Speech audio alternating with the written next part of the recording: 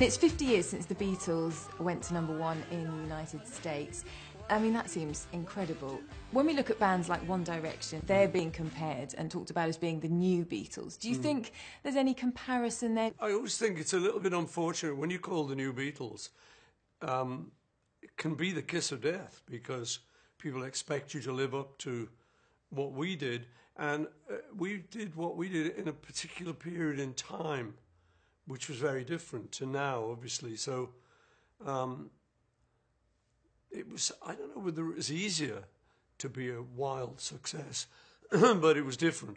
But I think these bands are great. I like One Direction. You know, I think, you know, they're young, beautiful boys, and that's the big attraction. But they can sing, they make good records, you know. So I think that's what I would see in common, was that, you know, girls love them, and you can fantasize that you're going to marry them, or whatever.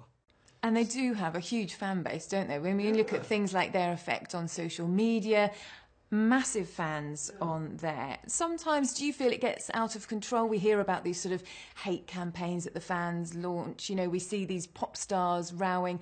Is there a danger from social media, do you think, from that point of view? Yeah, I suppose so. Yeah, you can say anything you want, you know, and it gets heard. But I'm not sure whether they're going to worry about that. They're having too much success to worry about that, you know. There's always, with all the good stuff, there's always a little bit of bad comes along with it, you know. But I like them, you know. I think there's a lot of good music in the pop area now, you know. I think there's a lot of good people making good records.